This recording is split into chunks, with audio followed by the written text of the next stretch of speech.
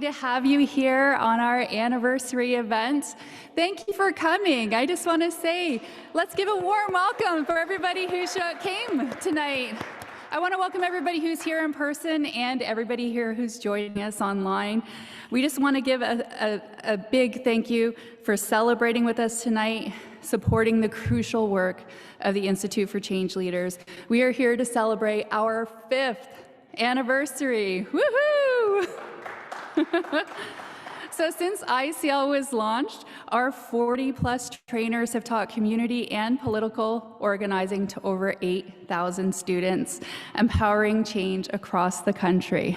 But let me back up for a second. First, I should introduce myself. Sego Zewagwego, Don Miracle Yungyats, Gungwa Huige Yungahaga, Gaderi Wawayansta, Gungwa Huige Yungahaga. So my name is Don Miracle, and I'm from Tyendinaga Mohawk Territory, which is just 2 hours east of here. And I saw a hand in the audience. You know where that is? Woohoo! That's so great. And another hand too. So I'm a Mohawk woman who lives with a number of invisible disabilities, and I've been with the Institute for 7 years now. So since before it was the Institute for Change Leaders, and I'm very passionate about this institute and all of the work that we do here. And our mission is to ensure that organizers are continually learning the skills that they need to bring people together, develop deep relationships, create the most effective strategy and an action plan so that they can have the power to make social change, which is the reason that brings us all together here tonight. And so I want to start us all off in a good way here tonight to acknowledge that this sacred land on which the Institute operates, it has been a site of human activity for thousands of years. And this land is the territory of Haudenosaunee-speaking nations, such as the Wendat and Peyton, the Seneca and Mohawk, and most recently, the Mississaugas of the Credit.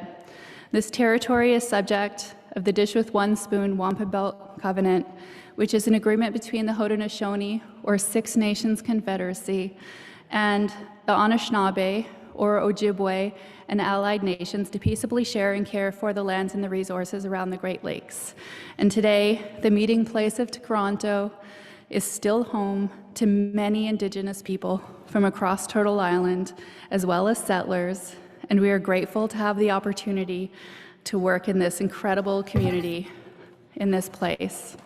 And the ICL is fortunate to have Aman Melez as the chair of our board, a social entrepreneur with more than 26 years of senior management roles in the nonprofit sector, with more than 26 years of senior management roles in the nonprofit sector.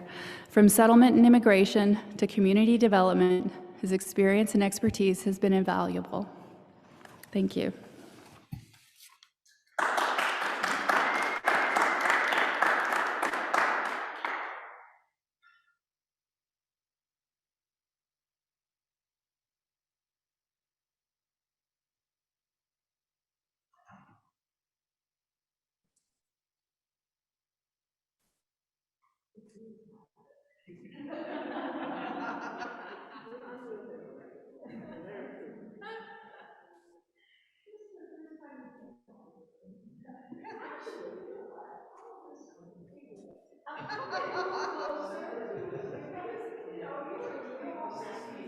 And it's a bit for people to be so far away. Yeah, come closer. And while we get things moving, and come closer to us because there's, we are awesome members. And it's a lot better. Let's just stay here.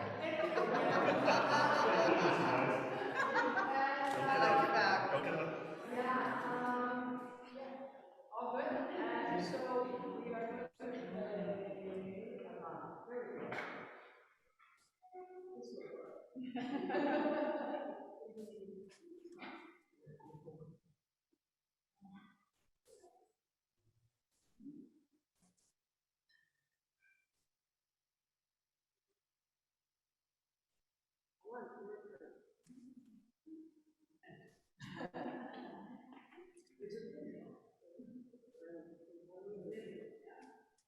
Just so you know, hello everyone. Maybe Can you hear me? Okay, I was not sure because I'm currently joining you from Seattle. I'm here visiting with my mom. My name is Emmanuel Meles. I did send a recorded message, but I guess I will take the opportunity to take a couple of minutes to say a few words. I am currently the chair of ICL, the Institute for Change Leaders Board of Directors. I'm really delighted to welcome everyone to this amazing celebration. It's amazing because in many regards, 5 years after, we're looking at the fruits of an institute, which basically was a dream as an initiative that Olivia Chow started. But also it's an amazing experience for all of us because we're coming out of a year-long difficult pandemic year where we have seen many challenges. Including strains and stresses that all of us at the board and staff experiences, some financial pressures, but also we have the daunting task of launching the charitable status organization under the leadership of Olivia. We have come out of it in a situation where we are stronger now. We have our charitable status. We have been able to forge new partnerships while maintaining a close and enduring relationship with X-University. And also we have been able to launch a major fundraising campaign. But most importantly, Olivia and her team at ICL of facilitators and trainers has been able to really adapt brilliantly to going online in terms of delivery of the training. And in doing so, they have reached out and trained hundreds of people. Now, 5 years after, it's amazing that the Institute has trained over 8,000 people. Think about 8,000 change leaders. So that's an amazing achievement for the Institute. So we can proudly celebrate the achievement of all the graduates of the Institute. And you will be able to hear some of the inspiring, amazing stories of the award winners at this event today. During the pandemic, ICL has emerged out of a very strong and challenging year, more effective and stronger. We are ready to really build on strong foundations and continue as an independent entity. This has been possible thanks to all of you, board members, Olivia as the lead, the team of staff and facilitators and trainers, our alumni that are, many of them are present today, our donors, our supporters and partners, and also sponsors. Thanks to you all, we have been able to really look at the past with a sense of pride, but also we're looking at the future with a sense of enthusiasm, if you want. So here is to the next 5 years, celebrating and change. And this is a Carpe Diem moment. And let's celebrate and start this event today. Thank you very much.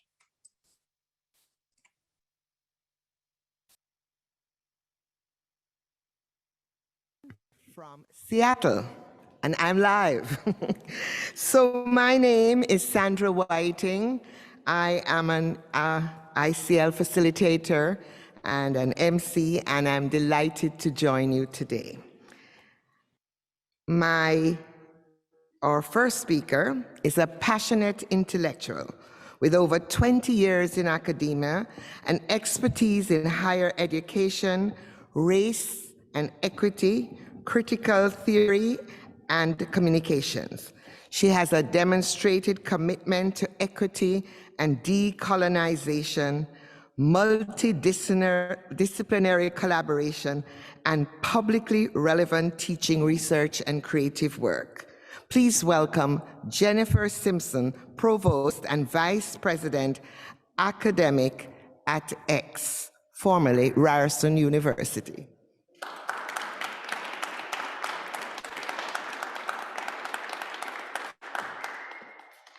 Well, it's just great to be here. It's kind of, I got excited. Thanks, Olivia, so much for inviting me, because it was just great to feel like, hey, I can come and see people and meet people, and so I'm just really excited. I've been at a couple. I got to Ryerson beginning of July, and I've been to a couple in-person events, but this is definitely one of the first. I'll remember this as one of the first in-person events. So again, my name's Jennifer Simpson, and I'm the Provost and Vice President Academic at Ryerson. Thanks for the introduction, Sandra, and also appreciated Aman's comments. First, it's incredible. Like Olivia, we met for the first time last week, and I learned more about the Institute. And I think it's so exciting what you're doing, as Aman mentioned, simply the training of over 8,000 people. It's incredible. I heard a little bit about the recent successes of the Child Care Workers campaign, the Bathhouse campaign, which I think has made the local media, or the media in these last days. So first of all, I want to say great work, and also just the 5th year anniversary. I think doing this kind of work, it's challenging, it's not always rewarded, and it's always important. So congratulations to everyone for kind of sticking to that work over time, and in such a sustained way, and also in such a successful way. And I'll just close with a couple comments about why I got so excited when we met Olivia, and I think where I see the connections between my own work and the work of the Institute. I guess I understand my only interest in administration in higher education, and of course I taught for 15 years or so, and started out in some different administrative roles. But really, it's always been for me about change and making change. My master's and doctoral work started out with me thinking about my own white privilege and participation in systems of white supremacy, and knowing that I wanted to both be in a different world and be different in that world, and unlearn the ways that I had grown up complicit in systems that I didn't want to be a part of. And those systems continue. It's not, as all of you know, it's not an even, you're in or you're out. It's much more complex than that. So that's what higher education for me has always been about. I think that teaching and learning, it's not only about thinking. Academics are really good at thinking, and that's a good thing. but it's also about, I think, feeling and doing. And that's what I see organizations like the Institute doing, is really bringing those things together, thinking, feeling, and doing. And I like to think of education, we're not just talking about ideas or concepts, but it's about ways of being in the world. And that's what's going to make change, is our ways of being in the world, both in relationships and then in structures and institutions. And in a lot of my own work and writing, I talk about the importance of naming and imagining. So we have to name what's wrong, and we have to name the experiences we've had in the world we're in and what we see around us. And we might have different views on that, and we need to be with those differences as well. And then once we've kind of named what the problems are, what the injustices are, then we can imagine the ways in which we want to go forward. And those are also kind of continuous and ongoing. But I guess I just want to emphasize the connections I see between the work of the Institute and all of these change leaders, and my own kind of entry point into the ways in which universities can be instrumental in that work. So thanks again, Olivia, for inviting me, and I know I'll look forward to meeting many of you after the celebration. So thanks again. Yeah.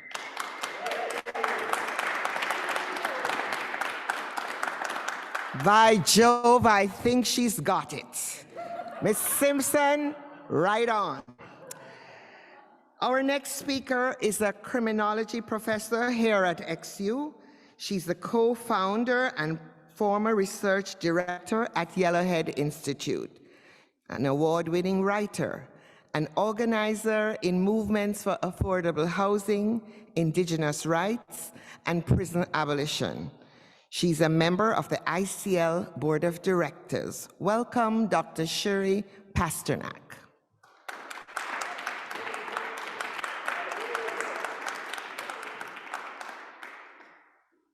We're a small group, but we have big hearts. Good evening, everybody. My name is Shiri Pasternak, It's a pleasure to be here. Thank you very much to Sandra for the introduction.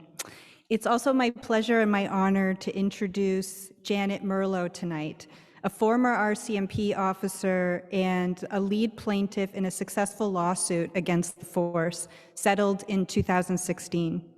More than 2,300 other women ended up joining that suit who, like her, faced discrimination, bullying, harassment, and sexual assault while members of the RCMP.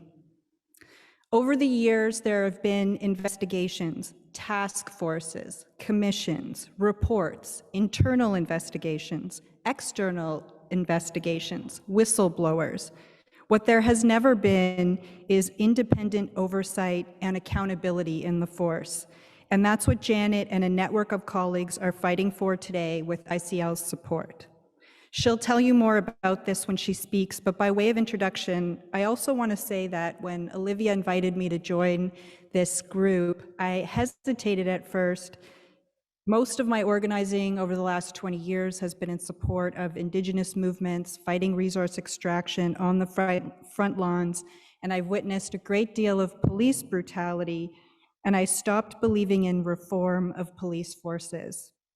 But Olivia urged me to stand back and let people determine their own paths towards social change. Within 10 minutes on the call, I was ready to roll up my sleeves and get to work. What Janet and others showed me was that the same thin blue line that protects police from public accountability is terrorizing people, women, trans, queer, non-binary people within the force, and no one deserves to be treated that way. This Sunday, I went and I read her book. I read it in one sitting. I encourage you all to do the same. It's called No One to Tell. And her vision of justice is really about resourcing people better to keep them safe from the vulnerabilities and targeting of people experiencing poverty, mental illness, gender-based violence, addiction, and other issues. I want you to join me in giving her a warm welcome onto the ICL stage tonight.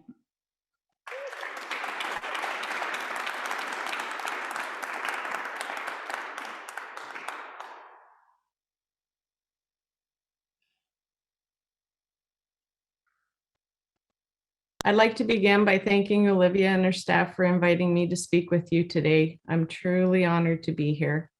And I'm speaking to you from Vancouver Island, which is the territory of the Coast Salish and Snuneymuxw nations. My name is Janet Merlo, and I'm a retired member of Canada's Royal Canadian Mounted Police. I was born and raised in Newfoundland in a small fishing community, and I joined the RCMP after I graduated from university. I studied sociology and criminology at MUN, and I knew when I joined the RCMP that I was joining a paramilitary organization that was male-dominated. What I was unaware of, though, was to the depth of the misogyny and the sexual harassment and bullying that was alive and well within the force. In basic training, our drill instructor, our marching instructor, would yell out, "What was the worst year in the history of the RCMP?" And we were to reply, 1974, Corporal. And why was that the worst year? Because that's the first year women were allowed into the force, Corporal. When I got to my first posting in Nanaimo, things kind of went from bad to worse. I had a male supervisor that had a life-size blow-up doll, and he would have it inflated during the night shifts, and any females that came into his office to turn in any files that needed reading, he would ask them to stand next to the blow-up doll so he could compare statures. When I became pregnant with our first daughter, I was yelled at, screamed at, name-called. He said I had to make a choice. I had to get my priorities straight. I could either have a career in the RCMP or I could pop out kids my whole life. And his advice for me as I left his office was to keep my fucking legs closed the next time. It took me 5 years to build up the courage to have a second child. That constant behavior eventually took its toll on every aspect of my health and my career. I'd call in sick. My hair was falling out in clumps. When I key the code in to go into the back door of the detachment to go to work, I would run to the bathroom and vomit That was the reaction my body had to going into work. In 2009, I made my complaints formal, and the RCMP launched an investigation. For 2 years, they thoroughly investigated themselves and came back with a final report saying that nothing had happened. Nobody saw anything, nobody witnessed anything, nobody experienced anything. And I thought that was odd because some of the women had come to me and said that they had been interviewed and that they had been able to tell their story. I reached out to the then commissioner and begging him for help. And I got a letter back in the mail 25 months later telling me how seriously the RCMP took claims and allegations of harassment 25 months later. In 2010, after 20 years, I took a medical pension and I left. I was off on stress leave and my doctor felt that I just couldn't go back, that the workplace was too toxic to ever return to. In 2011, I was watching the news and I saw my troopmate, Catherine Galliford, doing an interview on CBC talking about all the sexual harassment she had endured during her career. In training, Catherine was one of the most confident, pretty, well-respected members of the few females that were in our troop of 32. In that interview, there she sat, thin, slouched, wearing a ball hat, barely recognizable. And her story was my story. I wrote the reporter in support of Catherine, and I got a response from her saying that she'd heard from 150 female officers that day alone. And then a fire was lit. From there, we gathered together, we communicated, we met with lawyers, and filed a class action lawsuit in March of 2012, with me being named as the representative plaintiff. In 2016, I flew to Ottawa to be present at the national apology and the announcement of more than $100 million settlement in our case. Commissioner Bob Paulson shed tears and promised change, and then he was gone. We expected 1,000 women to come forward in our lawsuit, but in the end, there was 3,200, which represents about 1 in 4 of every woman to ever have worked with the RCMP. The new commissioner has done nothing to bring about any kind of substantive change during her tenure so far. The same story exists in the Canadian military. Their story is our story. The government has refused to bring in the external independent oversight, which has been recommended in report after report. Every report that's ever been done and published has recommended that, and yet they fight it. The trickle-down effect that matters to you, it matters to you because that police officer that comes to you or your call for help might be on the brink of suicide from the harassment that they're experiencing. Or that military person that comes into your community during a pandemic or during a natural disaster may be dealing with a recent rape that he or she can't report because if they do, they'll be stripped of their career and forced out. And every week, I'm sure you watch the news and see the constant new investigations into sexual misconduct. In our lawsuit, there was 3,200 women that came forward. So I'm not alone in this, but I'd just like for you to listen to some of the stories of my teammates and hear their voices as well. And maybe then you'll want to lend your voice to ours. I joined in 1984 and my trauma started right in basic training. After the assault happened, I didn't want to tell anybody. I wanted to keep it a secret because I was afraid if I told anybody that I would probably lose my job.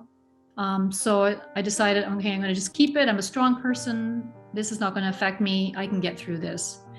But it actually started to affect me right away. I finally got released in 1996 with a medical release. And by the time I was released, I had developed agoraphobia, low self-esteem. I couldn't leave my house. The whole environment is just not good. It's not healthy. My name is Garth Karen. I'm Métis. I put up with a lot of bullshit in my life from school, from grade 1 right to grade 12. And my employment, my whole years of employment, I put up with harassment, bullying, name calling, you name it, it's been there. 1973, I applied for the RCMP. They turned me down right away because they knew I was gay. My name is Alice Fox. I was a member of the Canadian Armed Forces from 1989 to 1995. It's not a secret that, you know, being a female in both those fields is a difficult challenge for a variety of reasons. One being sexual trauma. Another one is your voices are really never heard. I think the reason I stepped forward too is, you know, I also stood up for the RCMP as LGBT for the It Gets Better movement. And I realized that on my shoulders, being silent was going to be far more down the road devastating. So when I told my story, I really believed that it was going to be heard and that, you know, things would happen. And that didn't happen. I guess my first challenge was getting it out there, telling my story, telling to someone who would listen. The first people I told was all the chiefs in Manitoba, because you know, the missing and murdered women, and I was thinking, you know what, they treat women in the RCMP the same way as they treat the missing and murdered Indigenous women. For 31 years, I was telling them all that happened, and yet they denied everything. And the more that I spoke, the harder they came down on me. And it was to a point where I was so stressed out, I couldn't hold a pen and I had to go home. The pen just fell out of my hand. So I just let it rip. I told the whole story, all the bad things that happened in the RCMP that happened with me. I didn't feel afraid anymore. From that day forward, I made a choice of never to shut up, to bring whatever the RCMP did wrong to myself and many others. I said I will always talk, I will never give up. So now our story must become your story, and we can join together and lobby the government to correct this. We've tried internally and we've all lost our careers. We've taken it to the highest court in the country and won. There's been promises of change and nothing has happened. And this is your tax dollars. You deserve better. Police and military personnel deserve better. Independent investigation and oversight is the only answer. If you've ever been harassed, please join us. If you want to add your voice to ours, join us. We need you. If you care about your military personnel and police, join us. In the next few weeks, we're going to be coming together, police and military victims of harassment and bullying, male and female, and asking our fellow Canadians to make their voices heard too. Our group is called GTB. Join us at GTB has become our call for action for our group. Check us out. We'll be on social media. We're creating a website, and together we can do this. Throughout our journey, we have lost some wonderful coworkers who succumbed to their PTSD and trauma and have given their life and have taken their lives.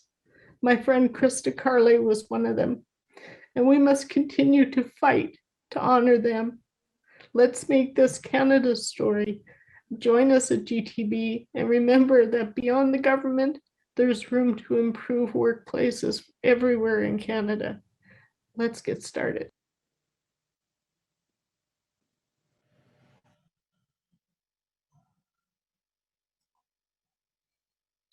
That was a most compelling video. Never shut up, please. Oh.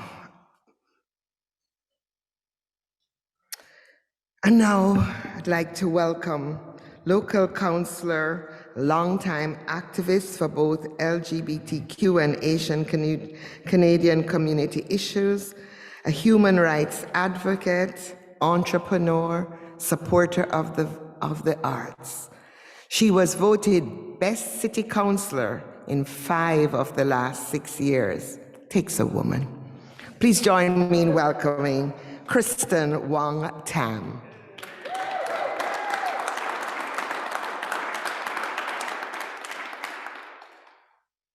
Well, thank you very much, everyone. It's great to be here with you, albeit virtually. I much would rather be there in person. It's a distinct honor to actually just, even following on the words of Janet and her incredible friends and colleagues at GTB, like what an inspiring story and journey that you're on. And I recognize that you're doing this work not just for yourselves, but on behalf of all of us in Canada, and we owe you a debt of gratitude and thanks.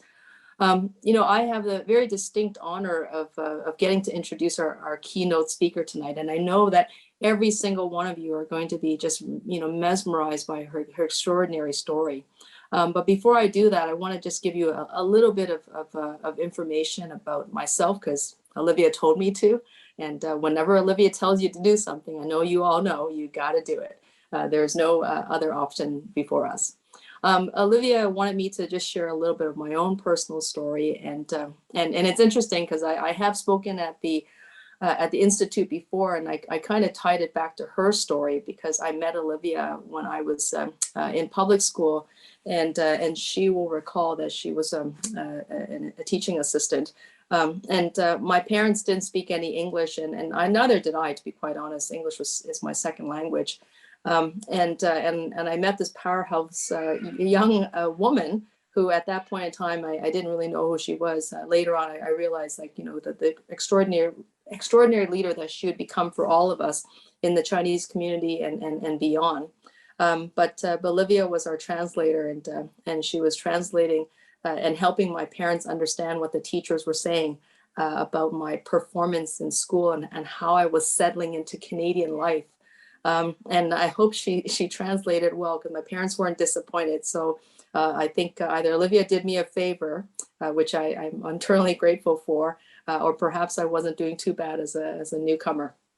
But, I have had the privilege of now living in Canada and calling myself a Canadian for decades now. Like literally, it's been a very long journey.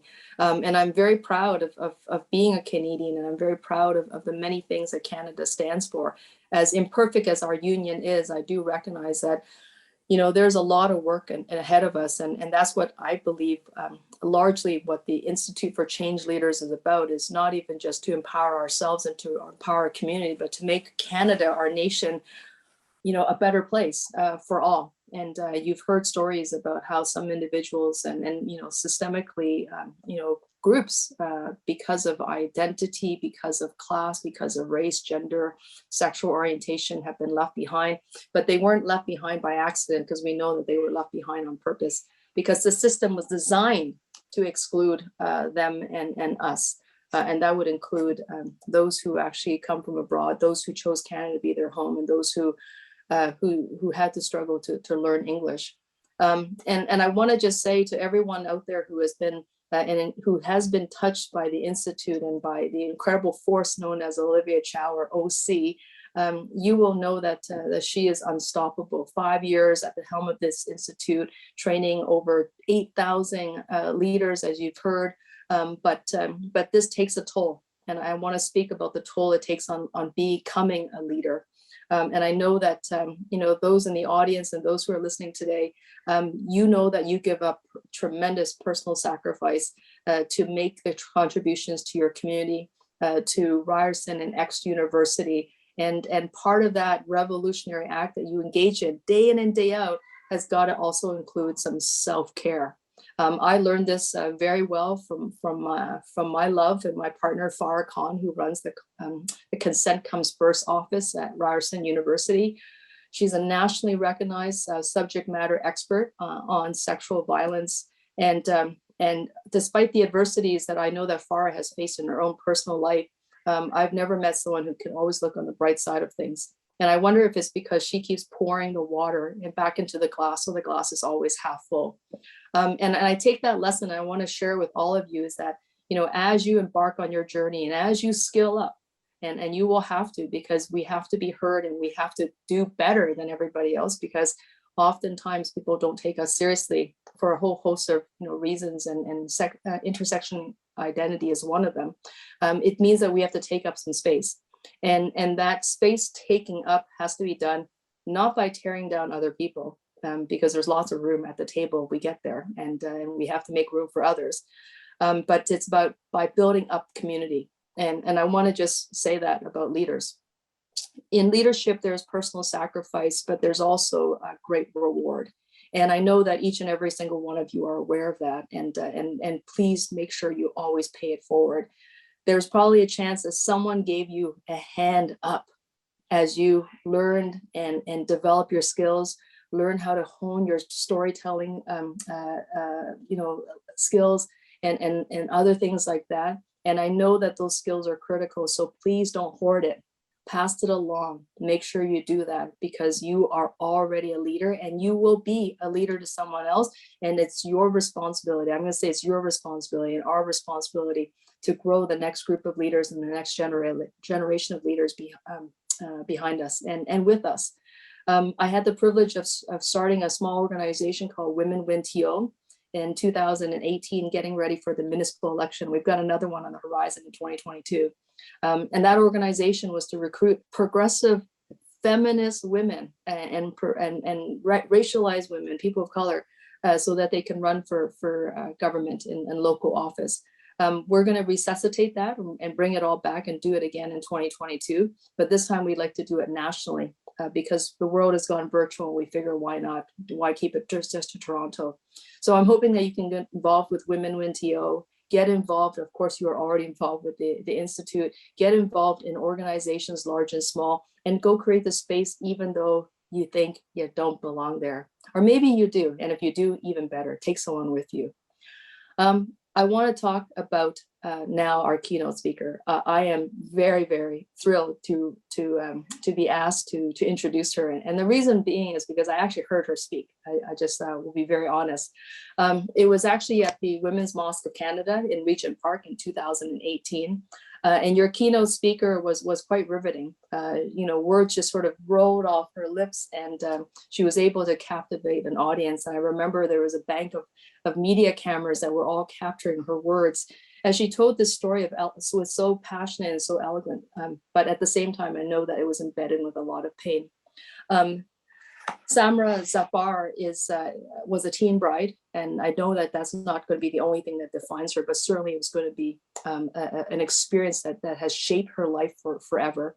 And she's turned that very difficult time to what I believe is very empowering. And she's never stopped giving back, and she's going to give back to us tonight. She's also a survivor of domestic violence. She turned all those experiences into the very best storytelling of all. She wrote a memoir, a best-selling memoir, A Good Wife, Escaping the Life I Never Had. And I think that many of us could probably relate to that title, Escaping the Life I Never Chose, right? Escaping the Life I Never Chose, that's the title. She's an award-winning international speaker. She's a human rights advocate. She's an author. She's a social entrepreneur. She graduated amongst the top students at the University of Toronto, winning several prestigious awards. I can go on. And Zamar, we won't hold it against you that you're a U of T graduate, because you are now at X University, one of the best universities, I think, in the country. So we still welcome you, and that's why you're here. She has mentored many survivors of abuse in her own journeys to build a life of respect and freedom. And that's what I'm talking about, paying it back. In her free time, she dedicates to her two beautiful daughters and her passion for empowering others. And we're so grateful and glad that you do it, because we are richer because of your experience and the way that you share. I have her book right here, a signed copy. I want you guys to go get it online afterwards, because it is a riveting read. Please give yourselves, put your hands together and give actually Samra an amazing warm applause. Thank you very much.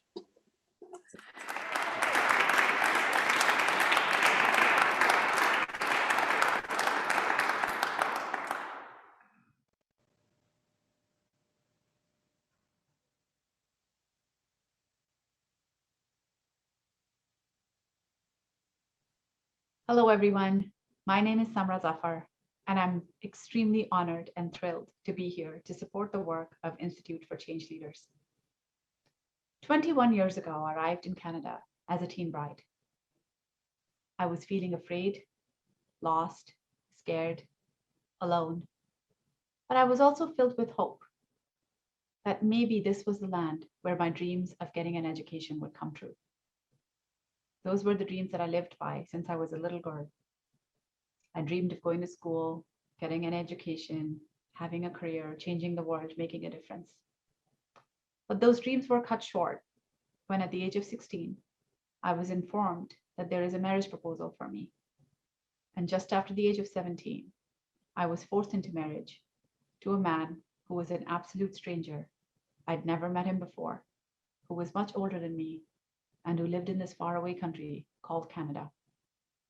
Soon after, I arrived in this country as his teen bride, became a teenage mom, and then was told that I cannot go to school, have any independence, any autonomy, any freedom, because my real job was to stay at home and be a wife, a mother, and a daughter-in-law. I was told that, in fact, I should be grateful that I got to the real purpose of being a woman sooner rather than later. I tried to play that part for a long time, to be a good wife, to try to fit into that box that was assigned to me, that was prescribed for me. But no matter how hard I tried, I fell short, and I suffered the consequences. Initially, those consequences were verbal and emotional, neglect, insults, assaults, and eventually those bruises appeared on my body as well. Over time, hearing those words and insults every single day, I started to believe that there was something inherently flawed and wrong with me, that I didn't deserve to be loved, respected, or accepted, that there was something so flawed about me that everything that was happening was absolutely my fault. I was living in a very dark world, oftentimes feeling like I was suffocating, gasping for air, for a tiny bit of freedom, but it never came. Oftentimes feeling that I didn't have the right to go on living, and maybe it would be better if I didn't. But still pushing myself one day at a time, one step at a time, for my daughters. Yet even in those dark times, there was a tiny voice in my head that said, maybe there is a way. This doesn't feel normal. This doesn't feel right. Maybe I can go to school. Even when there was no hope of ever going to university, I would still stand in front of a mirror with a piece of paper rolled up in my hand like a fake diploma, and I would practice the graduation speech that I would one day give. It took me many years of hard-fought battles and overcoming many barriers until that day finally came when I was sitting in my first ever lecture at the University of Toronto. And my world started to change. I was finally being treated with respect, kindness, and admiration from my fellow students, my peers, and my professors. I was being respected for the very things that I was always disrespected for: my individuality, my goals and dreams, my ambitions, and my intelligence. And I would wonder why. Who was I? Was I that rock star at school that everyone respected? Or was I that unworthy, undeserving creature who didn't deserve even the tiniest bit of respect or love, because that's how I was being treated at home? And one day, lost in those thoughts, I stumbled upon the Health and Counseling Center at the University of Toronto, Mississauga. I went in, made an appointment, and I started to talk to my counselor and tell her what was happening to me. I was asking her what I could do better. Wash better clothes, keep the baby quieter at night, not talk too much, not have opinions, give up on my education. What was that secret to being a good wife that kept eluding me? How could I be better? And that was the first time anyone ever said to me, Samra, it's not your fault.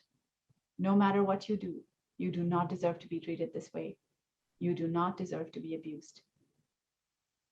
Over the next few years, I learned what was happening to me was abuse, that it was not okay, that I had options, that I deserved better, and most of all, that I wanted my daughters to grow up in a healthier environment, not in an environment where they thought that abuse was normal, and then they would accept it in their lives too. Ultimately, that knowledge became my power, and I left that marriage, went to university, working multiple jobs to make ends meet, and eventually build a new life of freedom and respect and dignity for myself and my girls. When I received considerable academic success, there was something that wasn't sitting right with me. Yes, I could take my awards and accomplishments and my new job, and I could live happily ever after. But there was a fire in me. There was this burning passion in me that I needed to do something. I knew that my story wasn't just my story. It was the story of millions and millions of people around the world who continue to suffer in silence, who continue to feel trapped, and who continue to feel that there is no life ahead. There is no life ahead of this adversity and trauma. And I wanted to do whatever I could to break that silence for the millions of silences that are still waiting to be broken. When I first shared my story, I didn't think it would do much. I thought maybe a few people would read it. It might help one or two people, and that's about it. My story first went live in a blog on my convocation day in 2013. I went into University of Toronto Convocation Hall, got my degree, came home, and logged into my social media, and it was flooded with thousands of messages from people all over the world, thanking me for breaking the silence, congratulating me, and telling me how my story resonated with them, that they had been through that too. I had people from all genders write to me about how my story inspired them to take charge of their own lives and create and own their own power. I believe in this quote by Mark Twain that the two most important days of your life are the day you were born and the day you find out why you were born. And that was the day when I found out my why and my purpose. And there was no turning back. Today, everything that I do is living that purpose, whether it is writing my book, sharing my story, doing my advocacy work, going to medical school at this stage of my life, because I know that there is a lot of life after trauma. I'm living proof of that. And my mission in life is to help as many people as I can help realize it for themselves. So own your story, own your power, because there is no honor in silence. And there is no disservice, greater disservice to ourselves than diminishing our fire to make others comfortable. Our power lies in being us, freely and unapologetically. Thank you.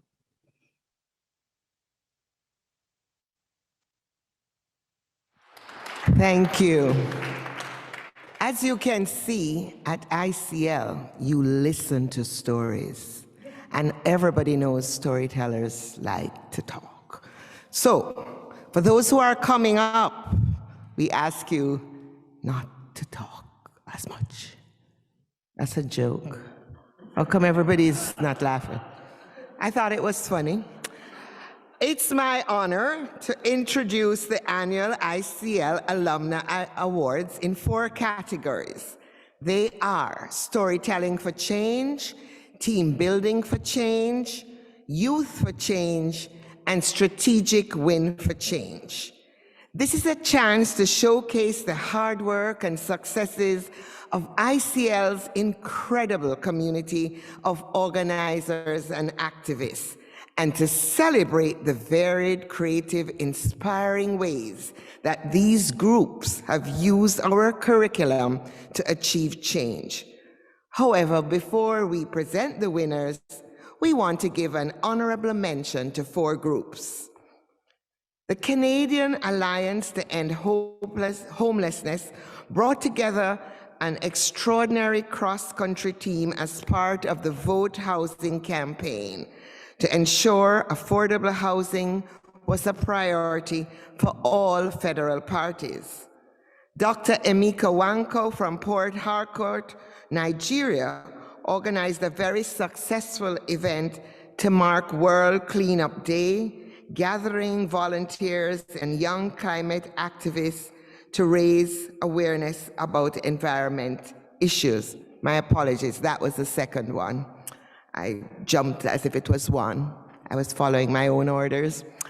The third person, Hannah Govro Turner, organized a vigil in honor of Indigenous children in Guelph, raising awareness and highlighting the voices of Indigenous leaders.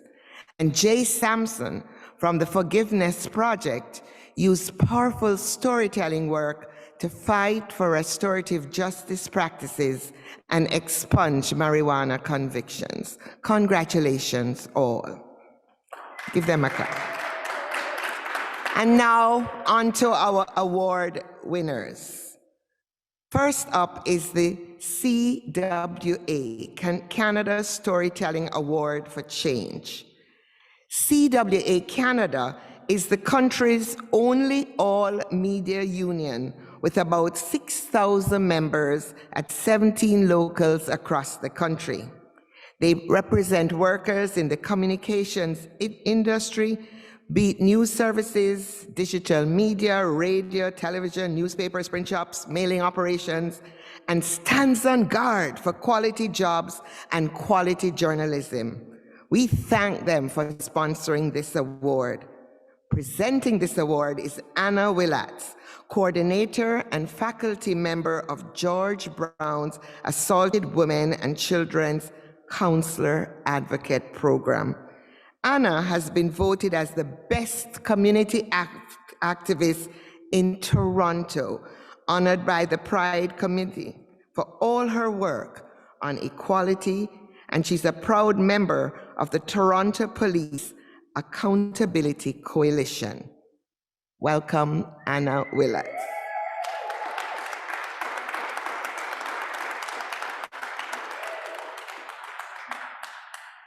Thank you so much. It's so, boy, people have bottom halves. That's amazing. I sit in front of a computer all day and I start to think we don't exist below the waist. All right. I want to thank Olivia and everybody at ICL for inviting me to join you today, and for folks online. And it was great to see Shiri and Kristen and many people I've had the chance to work with over the years. And it's always been an honor. I was here at the launch of the ICL 5 years ago, and have been following it ever since and been a supporter. So pleased to be with you. I'm also very pleased to present tonight the Storytelling for Change Award. And we've heard so many amazing examples of people sharing their stories, and especially in our field, gender-based violence. It is really only by sharing our stories and making visible what abusers want to be invisible that we're going to make any change. So it's just an inspiring evening. The winner of this year's CWA Canada Storytelling for Change Award for the most effective and powerful public narrative and communications work is Renee Giroux-Whiten. Renee is the CEO and co-founder of the GBV, Gender-Based Violence Resource Collective, a social enterprise that works to bridge the gap between individuals, organizations, and agencies affected by gender-based violence through resources, education, and advocacy. Her success in advancing systemic changes to end gender-based violence and harnessing storytelling to empower survivors has been remarkable, a source of hope and inspiration, and a testament to the power of public narrative. And Renee's video will play now.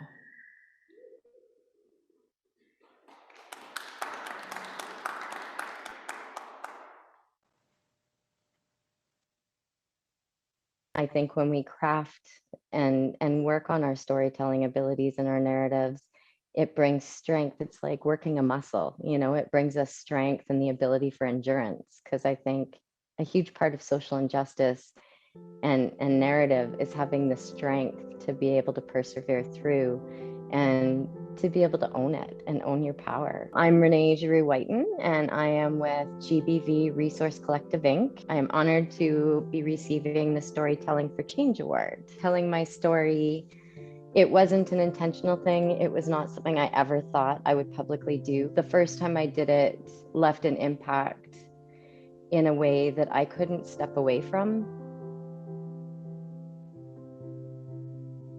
That day, my ex-husband had already said that he had wanted a divorce. Things had been very bad, very volatile. There had been an abusive situation the week before. This wasn't the first. And he grabbed me and threw me against the wall and had his hands around my throat. And that's the first time his hands had ever been around my throat. And I remember thinking, your hands have been around my throat for a decade. With my words and my being. And every bit of me had just been deteriorated over 15 years to the point where I didn't even recognize who I was anymore. And I had no voice.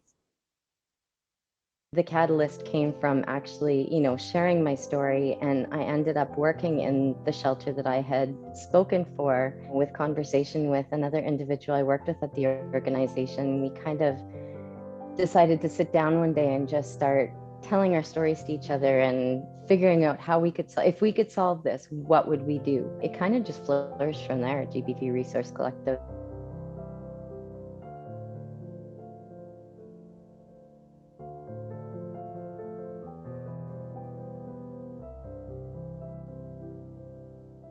I didn't really think of my story prior to ICL's training as something that could be as impactful as what it was. Stepping back to listen and honor those experiences and giving them the weight that they deserve, I think is one of the greatest parts of narrative and the power of. And, the one thing I really appreciated with ICL, with the training, is Olivia and the staff's ability to take a story where there is still trauma there and triggers, and to craft it and shape it with the storyteller owning their own experience. Whether unsettling or inspiring, it normalizes it, and it allows for room for more conversation and movement within. That is why storytelling is so crucial and imperative to activism and lobbying.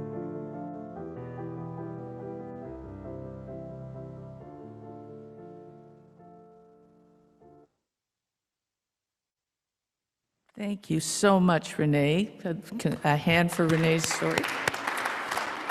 I would now like to welcome Renee to come and say a few words. And she here?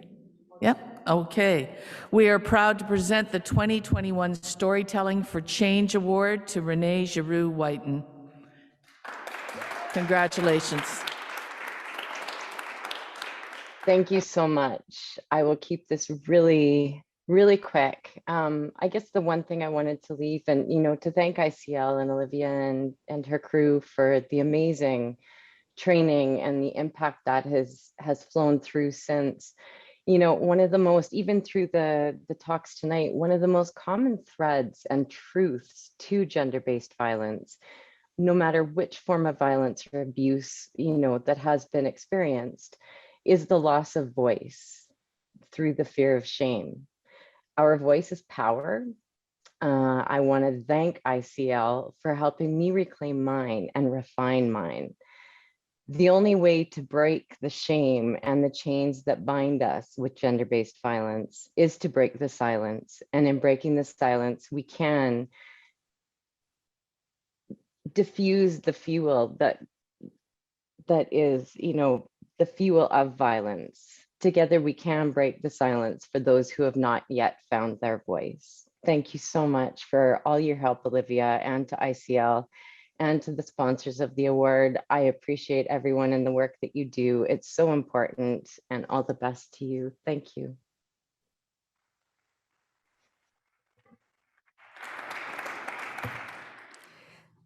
The Team Building for Change Award is presented to campaigns that build power and new capacities through effective recruitment, deep relationship building, and leadership development. The winner of this year's Team Building for Change Award is Lisa Ryan for her work building a one-stop shop for people experiencing homelessness to access services in rural Nova Scotia. She organized institutions, elected officials, Indigenous leaders, people with lived experience, African Nova Scotians, local businesses, government reps, everybody, to build a new community-wide coordinated access to address the housing crisis. Her success in deep relationship building will help people experiencing homelessness in rural Nova Scotia get the resources they need.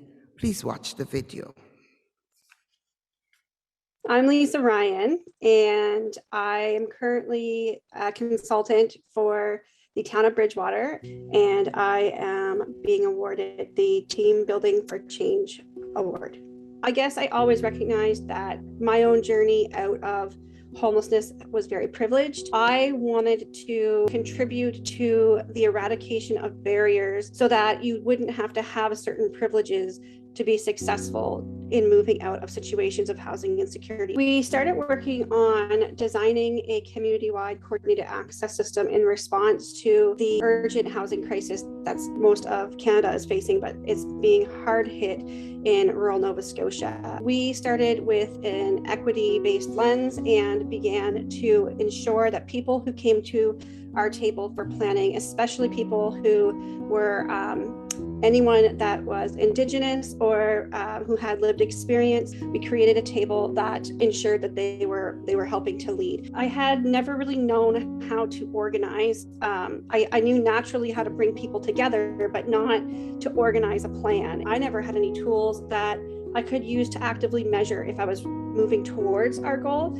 So the courses that I have taken really help solidify that there is an actual process, like there's a planning process, there's a way that you can measure whether or not what you're doing is working, or if it's even going to get you to where you want to go. And to me, that was really powerful, because then we were able to implement those ideas in our teams and be able to use those to measure whether or not the work that we were doing was moving forward.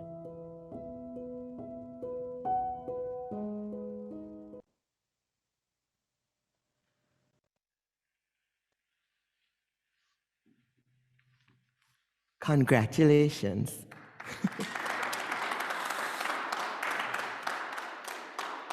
I'm not sure, is there a video of her saying, yes, there is.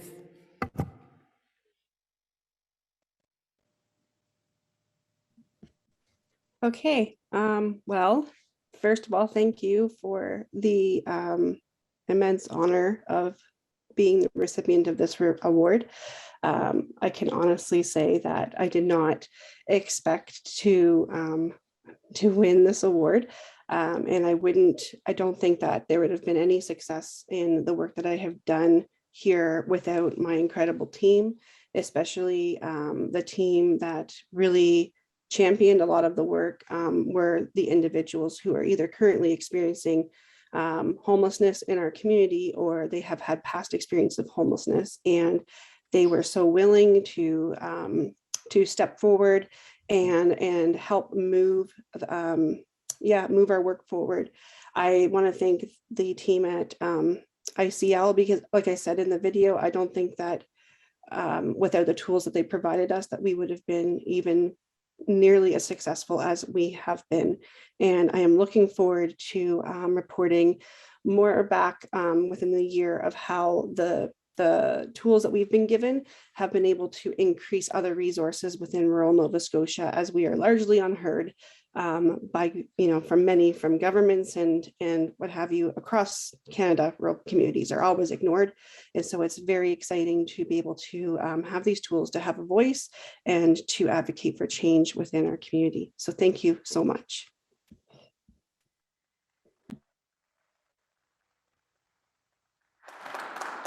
Next, we have the Youth for Change Award, presented to youth under the age of 30 who organized and brought people together to achieve change in the face of uncertainty.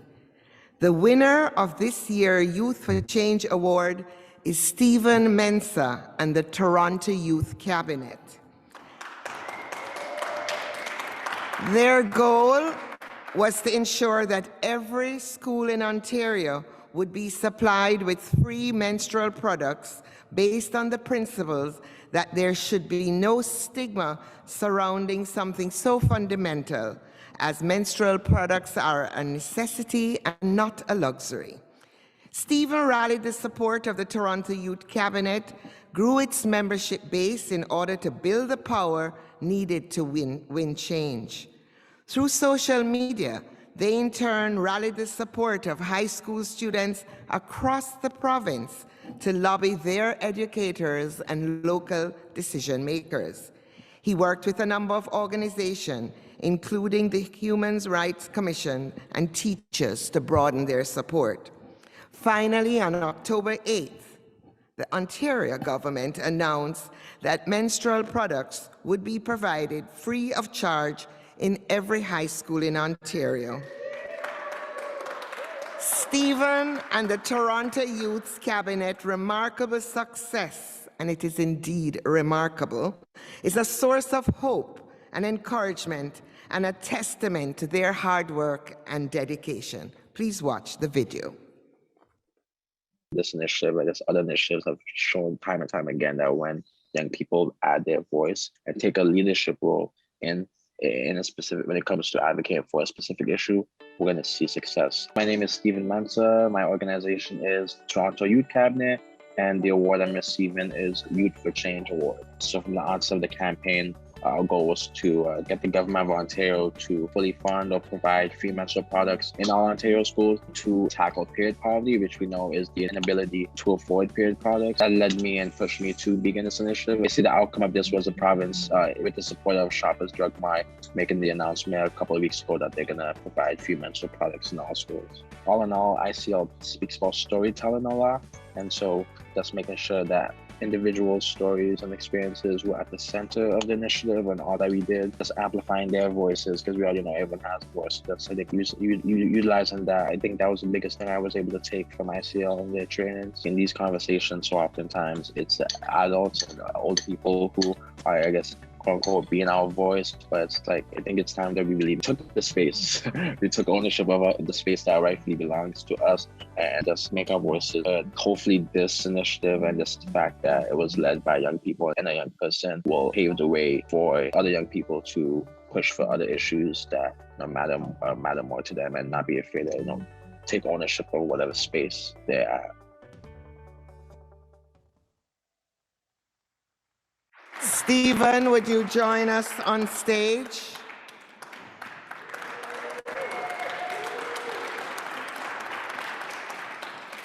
It's my very great pleasure to present you for the Youth for Change Award. Thank you very much.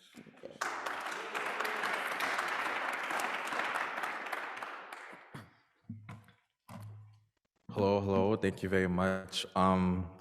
First off, I truly want to say thank you to God for blessing me, guiding me.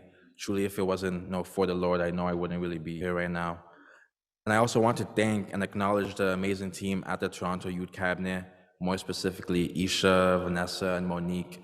If it were not for these three amazing women and their support, wise counsel, and just overall putting up with me over the last 8 months it took to get this done, we would not be here. I know I would not be here today. Thank you to my mentor and friend, William Flores, who also served as a facilitator with ICL. William's mentorship and guidance has been so appreciated and valued. So thank you to you, William. And last but not least, I really want to thank the students from across the province who trusted me to share their stories and amplify their voices, because if it were not for them, once again, I would not be here today. I'll admit at first I was hesitant to take this on. I said to myself, is this even my place to advocate for this? Being a man and all, maybe I should leave it to someone else to take on.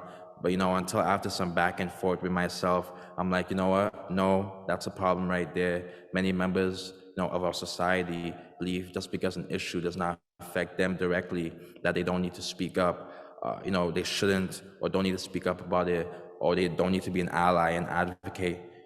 Biblically we're told, and just growing up, I was taught to not only look out for my own interest, but the interest of others as well.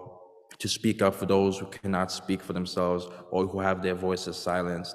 Looking back now, I'm very elated that I spoke up and I took action to ensure, no woman, girl, gender non-binary, trans man, in this province, is deprived of an education due to their period. This achievement goes to show two things, just to end off my remarks. One, we can advocate and advance progressive policies no matter what government is in power. And two, there is power in storytelling and coalition building. I tell you, to bring people together, sharing one common voice and message while centering the experiences of those affected, that is the key to having success and truly reaching the hearts and minds of decision makers. There's truly power in that. So let's keep building people power, and let's keep pushing until each and every inequity is removed from our society, especially our education system, so that all of our students and youth can achieve and reach their full individual potential. So thank you very much once again. I do truly appreciate it. Thank you.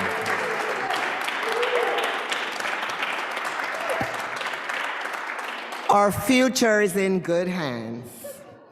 Next up is the Strategic Win for Change Award, presented by a senior advisor with the Stephen Lewis Foundation, which works to raise funds and awareness about the AIDS pandemic with schools, union, and faith communities. Presenting the award is Janet Solberg, and by the way, Janet, happy belated birthday.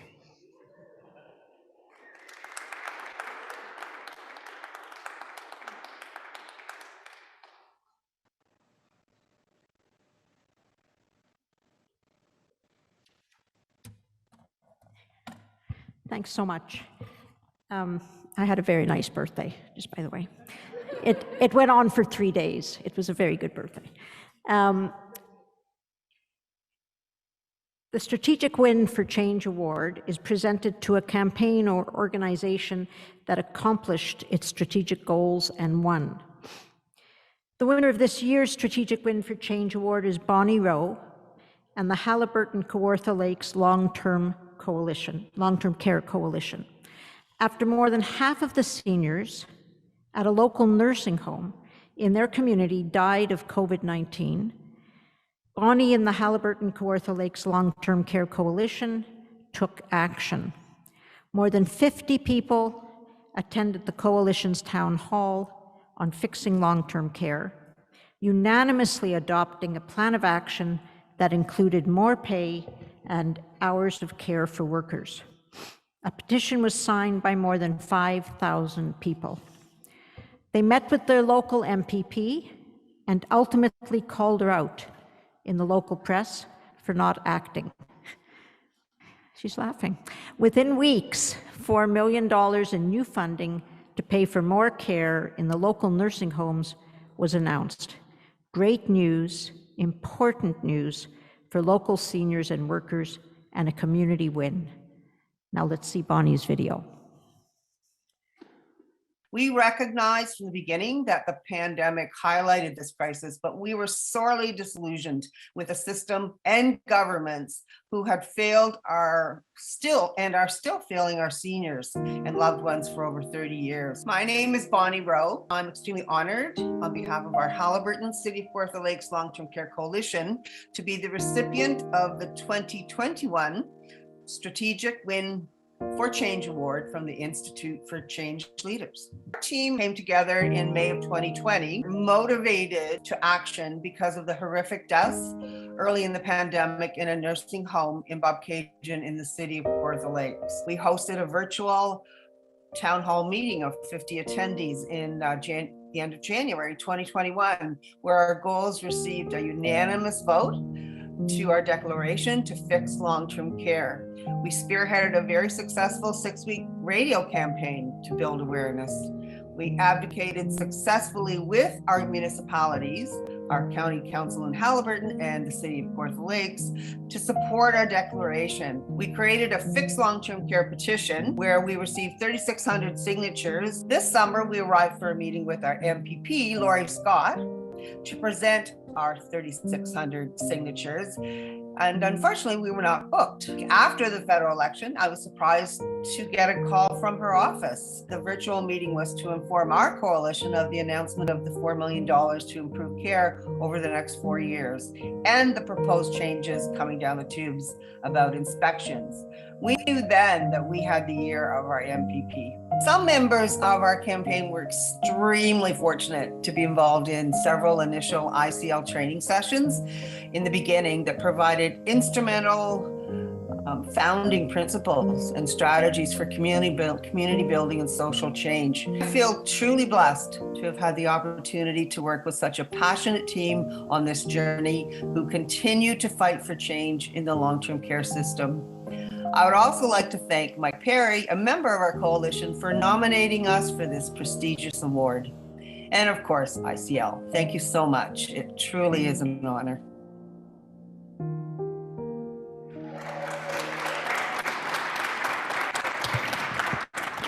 Bonnie, please come up.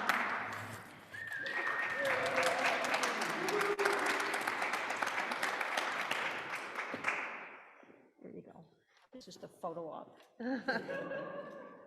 Thank you. There you go.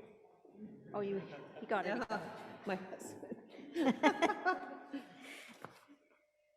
And would you like to say a few Sure. words? And I apologize for the video. That's what happens when you live in Haliburton County in a rural area where your mouth and your mind and technology does not work hand in hand. You can easily see that's what happened there. It truly is an honor to accept this award on behalf of our coalition. Mike Perry is one of our founding members sitting here with me now, or sitting with us all now. And I accept it, and I hope virtually with the members of our coalition who I hope are watching from Haliburton, City of Kawartha Lakes. It was an honor to be involved with Olivia back, I guess, in April of 2020. Briefly, I think we only had 2 or 3 sessions, but our group was off and running. Mike had called me because we are partners in advocacy, and I was going to say crime, but that doesn't sound right. And he called me in April of a year and a half ago and said, hey, we've got to do something. All of these deaths in City of Kawartha Lakes, like Olivia and he had been talking. And I said, well, you know, Haliburton, we're so fortunate we haven't had any deaths, and we haven't yet. But I'm with you, Mike, because we have to do something. The long-term care system is broken.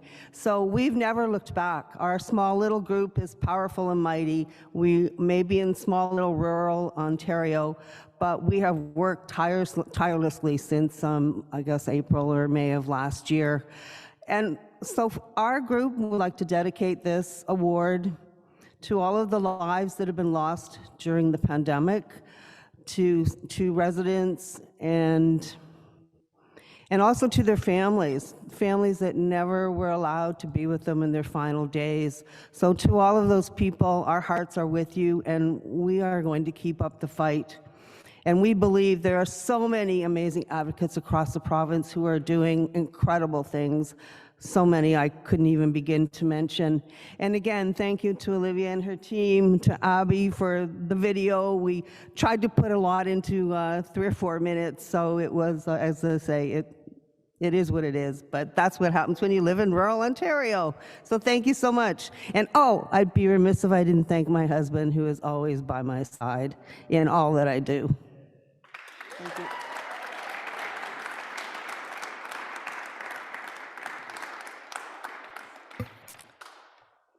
The next person needs no introduction, but I'm introducing her anyway. She's a powerhouse, and in my language, my Jamaican language, we say she little, but she talawa, meaning strong. Olivia Chow is the founder of the Institute of Change Leaders, which ensures community advocates for inclusion and social justice issues have the skills they need. And that she does. When Olivia says, do something, what do you do? Do it. Olivia Chow.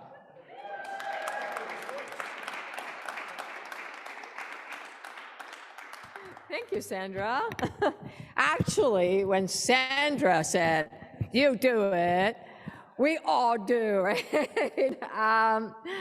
Well, thank you, everybody. This is like my first actual big event. And this afternoon, I went to the office, ICL office of Verizon, and I thought, wow. Anyway, I think we're slowly coming back. And heartfelt thanks to our amazing award winners, all of you here, all of you on Zoom, Janet Merlo and your GTB team. We need to all join her. Like, they are just amazing. Garth and Alec and March and Paula, etc. Thank you for energizing and empowering all of us to move forward. It's not going to be an easy campaign, but I know they are tenacious.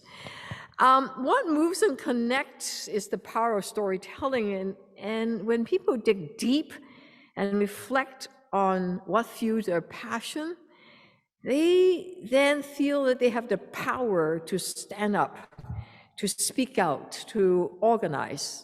And it takes a lot of courage for some people to do that, as you have witnessed. Given that Anna is here, I'm going to tell a little story. When I was a city councilor, there was a number of high-profile Jane Doe cases. And Jane Doe are people that have experienced sexual assault against police in Toronto. And these Jane Does were seeking justice against officers that harmed and inflicted pain and abused them. And I worked very closely with Anna. I think you were working with the Rape Crisis Center way back, when it was called the Rape Crisis Center, way back, showing our age. And a group of Jane Doe and their supporters. And one morning I got a call from Anna, and Anna said, Fiona, I can actually call her name now, Jane Doe, had taken her life because the pain was too much. It was a terrible loss, and some of us said, we need to get together. We have to mourn together. We have to tell her story together, celebrate her determination and her strength, her courage to speak up and to push for justice. And so when we gathered together, we said, well, yeah, it's nice to commemorate, but we need to do something. What are we going to do? Small group of us. So we decided to go to the police service board. Okay, we got there at the beginning of the police service board. Anna stood up and she said, we want a minute of silence to honor the memory of Jane Doe. Jane Doe died because of the pain inflicted on her by a police officer, and we want to commemorate her passing. They didn't expect that. The police service board members and all the officers around us froze. We stood up, they sat, we stood up, and in that minute of silence, you can hear a pin drop. We thought of Jane Doe. We remember how alone she felt, and on her behalf, in this small way, we were standing up to power, to the system that failed her so miserably. But more importantly, we felt the power ourselves. We felt that by acting together and calling it out, by taking that step, we do have that power, that we deepened our commitment to work for change. We felt our energy together in that room. I don't know whether I think Anna remembered it, and that fueled us on. And we knew that if we had the courage to do that one small thing, we could do more. And that by connecting, by joining force, by organizing, we can do more. So we did. We actually brought in the independent Toronto auditor and his team and did an audit of the Toronto police and how they investigated sexual assault, and improvements were made. Not perfect, but at least something got done. Now, working with Janet and her whole team of RCMP officers brought all that back. And it reminded me that Jane Doe is not alone in the RCMP or the military, and that Jane Doe is not alone. We're here with them. There are Jane Doe and John Does everywhere. They are not powerless. If we organize, join together, and learn together, we could accomplish a whole lot. And that's where ICL is coming in and came in and will continue to come in, because that is what we do. We help people find the courage, their voices. We coach and teach them the skills to strategize, to organize, and act together and support each other. And that's something to celebrate. All those courageous folks tonight who told their stories through the last 5 years, told their stories, who have taken our training and will continue to take our training, all of you and out there in the virtual world that are seeking social changes, and to our trainers, our supporters, our facilitators, our donors that shared our goals. Thank you. Thank you, thank you. Without you, it's not possible. But I want to single out a few people tonight since I have the podium. John Beebe. Yes, John Beebe, someone whose idea it was to start this institute many years ago, who joined the board right at the beginning and became the chair of the board, guided us, led us through the years. We are so grateful. John, we have a little something for you. It's a little certificate of appreciation of all the years of your work. Come on up. Thank you, thank you. He's now the head of Democratic Exchange to try and get us to come out to vote. Thank you, thank you. Big hugs to you. Pump. Thank you. All right. You need to join him, his group, because he encouraged people to come out to vote. He encouraged a much more democratic engagement. So hang with him later on when we're having a glass of wine or saying hello on Zoom. And I want to point out 3 staff. One is here. Amrit Perhar was with us for 3 years. I know it's a surprise. Our training, and she's here, and yep, she's back there, yeah. We had our training manager, Erica Saunders, and fundraiser, Kausa Farouk, who has been with us since January. And Erica is moving on to childcare now with the childcare movement, and Kausa is trying to finish her school at Ryerson, at XU. We thank them for their dedication and their service, and just big hugs on air and on to you. Then there's our communication director, Duncan Pike, who's not leaving. He's working very, very hard and going to do more hours, but he's driving out to BC to start up our BC team back out there, and he's moving out there. Thank you, thank you, thank you. Safe journey. We have trained thousands of people because of amazing facilitators and trainers and all of you. But in our country and our world today, the needs have never been greater. Disease, strife, climate change, racism, oppression, misogyny. That is why we need to do more, reach more, empower more, inspire more change for Jane Doe and for all of us. So thank you for being with us tonight. And I have an opportunity right now to introduce you to someone, speaking about organizing, that organized money out of our pocket. I don't know how he does it, but Mike Perry is the lead lawyer at the Métis Nation of Ontario. Mike is one of our trainers, facilitators, a board member and a professor at Trent University.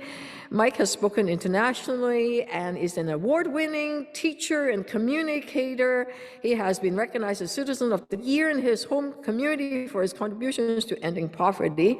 We are really fortunate to have him on ICL Board of Directors and head of our fundraising team. And he has brought all of his formidable talents to the table in organizing a major gift campaign. Come on up, Mike.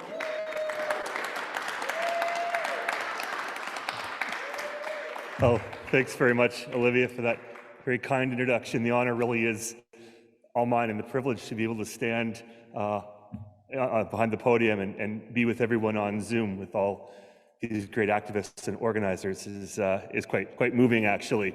And as Olivia just mentioned, tonight really is a celebration, is it not? Right, we're celebrating 5 years of training change leaders and making change with the incredible stories that we've just heard here tonight. And the hope, as Olivia just mentioned, of being able to move forward. And of course, what would a 5th year anniversary event be without talking about fundraising? You knew it was coming. You knew it was coming. And the pleasure is all mine to be able to just briefly mention and let you know that perhaps you've heard that back in February, the ICL began to prepare its first ever major gifts campaign.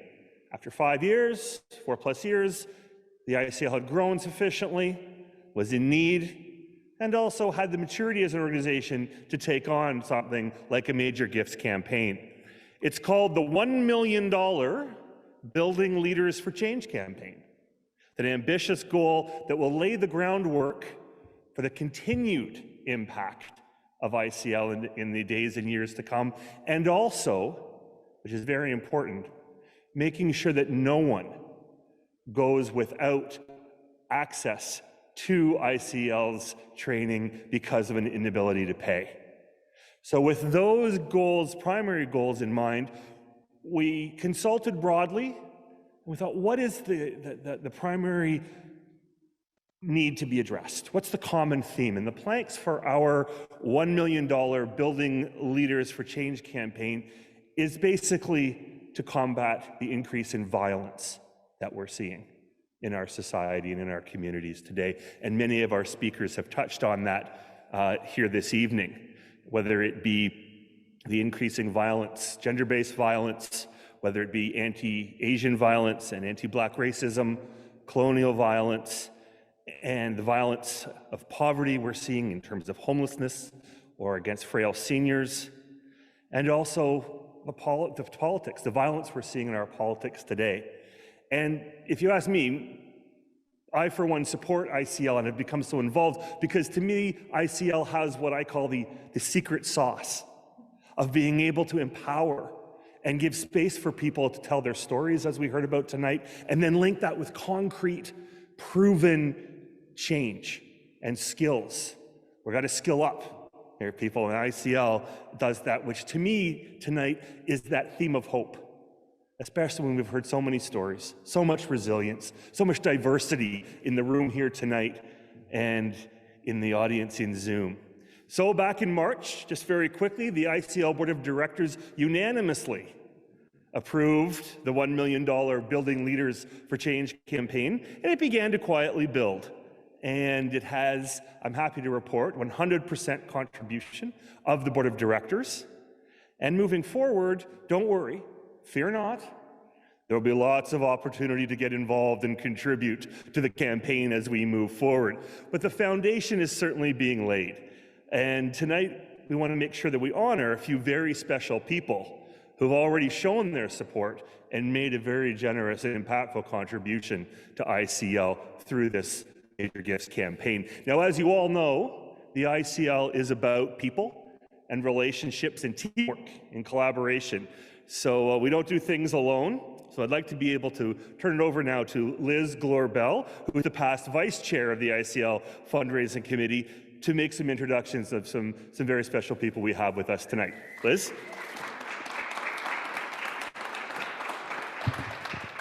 Thank you, Mike.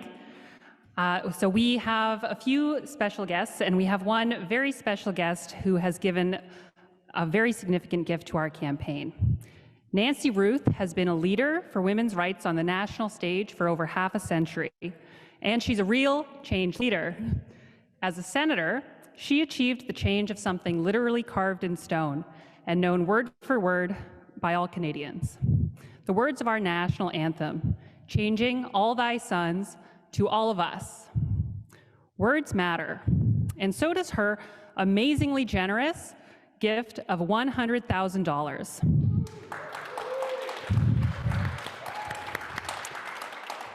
That gift will help empower more women and is a major vote of confidence. Please join me in thanking and welcoming the unconventional Nancy Ruth.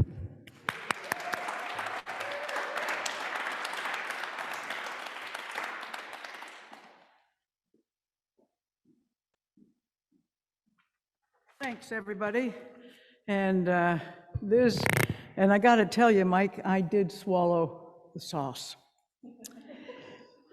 All your stories have been great to hear, whether they've been on camera or what you yourself have done and the awards you've won.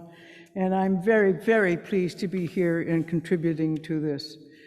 I also am here because Olivia launched this thing 5 years ago. And I was there at the launch as well, as Anna. I thought it was a worthwhile idea, as leadership can be trained, and it was something that Olivia could make happen during her time as a recovering politician.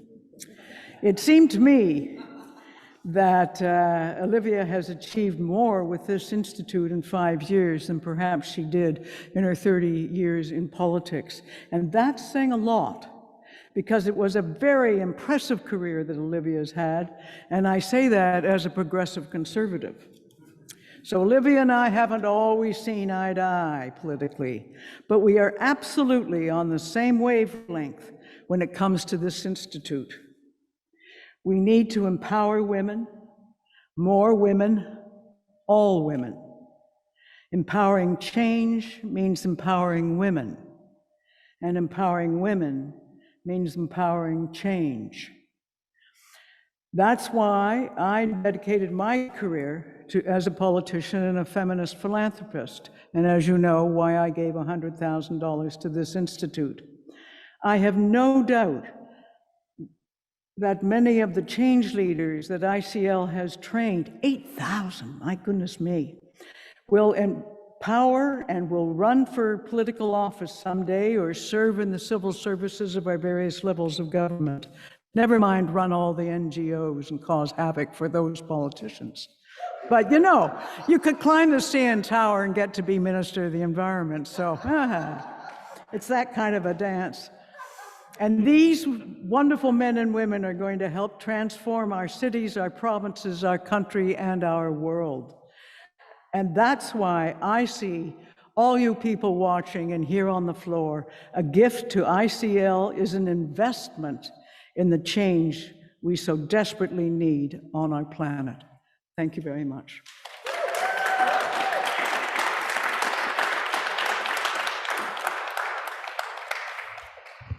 Thank you very much. Dave Samuel and Cindy Alexander have been generous supporters of the Institute for Change Leaders since the launch 5 years ago.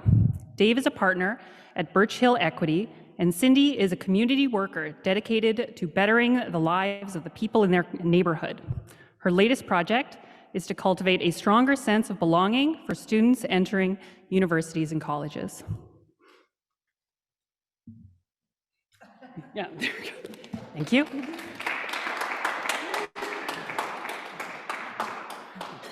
Well, we're a team. Do you have anything you want to say?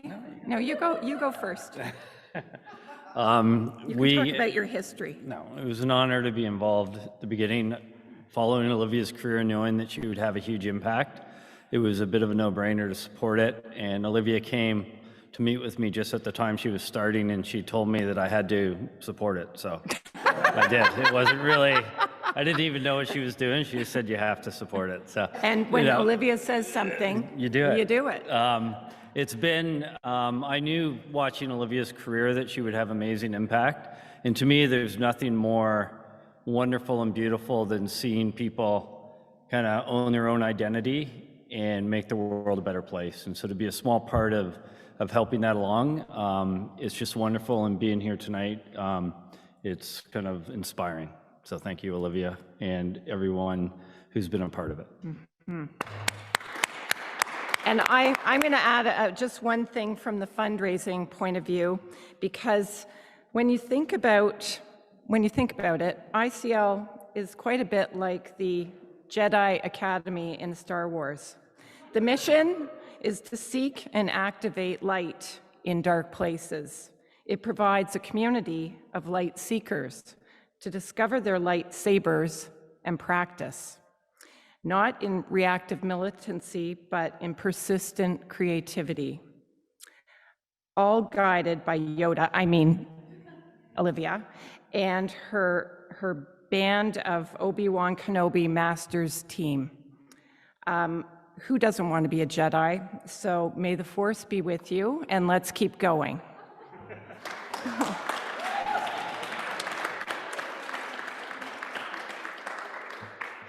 Thanks so much, and I'm sure all of you, like me, are now going to be Googling Jedi Academy mission statement, and you just may see that now in our fundraising comms moving forward with the campaign.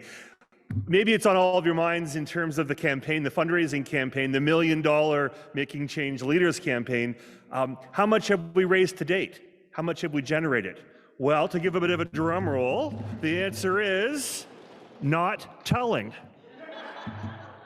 Not telling. How's that for a teaser? We're moving forward with the campaign. You'll definitely be hearing from us in the weeks and months to come. It's going to be a great success story, and everyone will have a chance, an opportunity to help sustain this life-changing and society-changing work that the ICL undertakes every day. So with that, watch this space as our fundraising campaign continues, and thank you very much for the honor of being able to share with you here tonight. Thank you.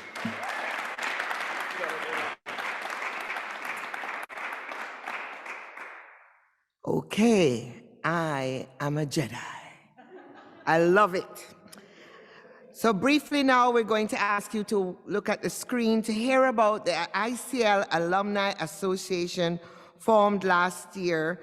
And we would like to have, it's about making sure that members of the ICL community, like you, have the connections, knowledge, and support to keep growing as leaders. Hi, my name is Dominic Akavan, and I'm one of the incoming co-chairs of the ICA Alumni Association. I'm a senior engineer with a large aircraft manufacturing company in British Columbia with 17 years of experience in the aerospace industry. I've also been very active in the past 20 years in promoting equality for women in science, technology, engineering, and mathematics through education, advocacy, and action for a world where women in STEM have access to equal opportunities.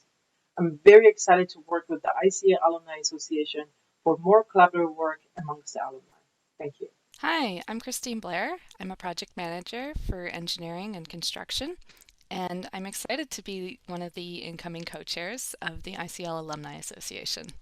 I've been an advocate for inclusion and belonging for over 10 years, and I'm passionate about creating workplaces where everyone feels a sense of community, feels included, and feels like they belong. I'm excited to work with the Alumni Association and create that sense of community for the alumni of the ICL programs. Thanks.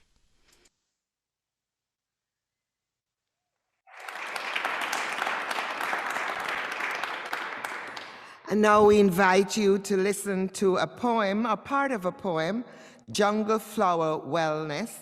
She will be performing for us, and you can see the whole poem on YouTube, Jungle Flower Wellness. Hello, my name is Jungle Flower. My pronouns are she and her.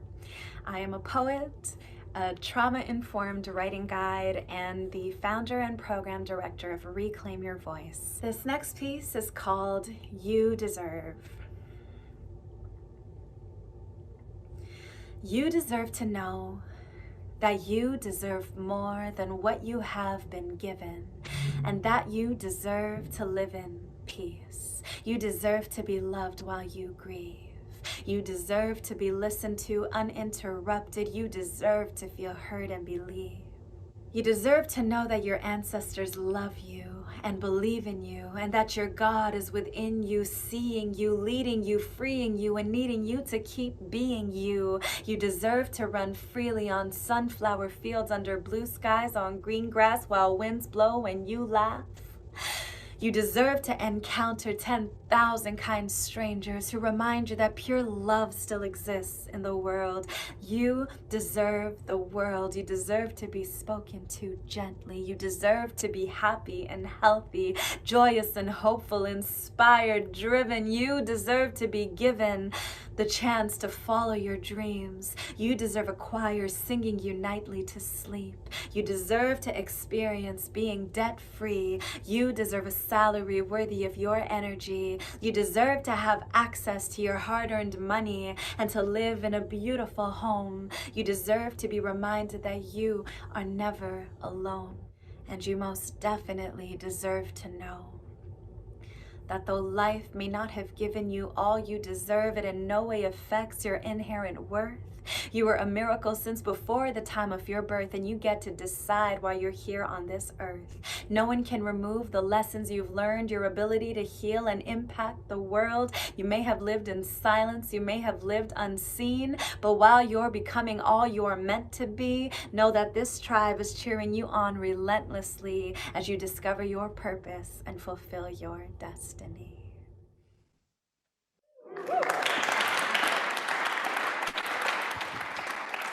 Thank you. I just want to clarify, her name is Jungle Flower. The poem is Wellness. Okay, nobody noticed I had done that? Okay.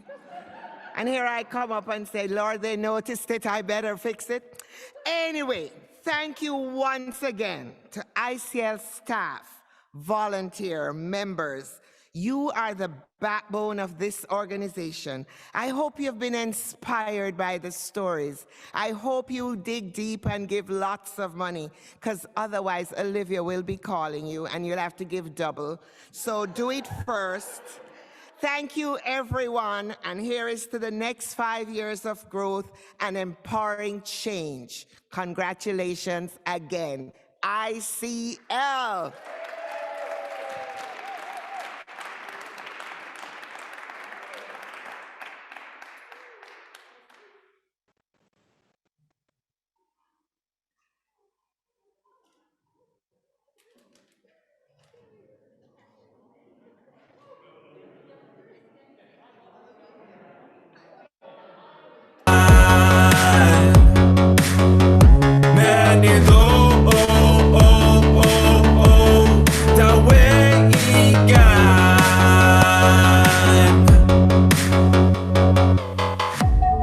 Find us, we're the ones who feel for the young.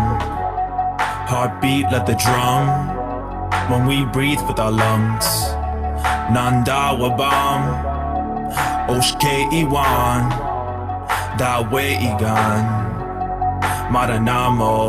Spirit has reached a point that it makes others come near with the love it creates. Stare at the sea, then gaze at the waves. Reminded of life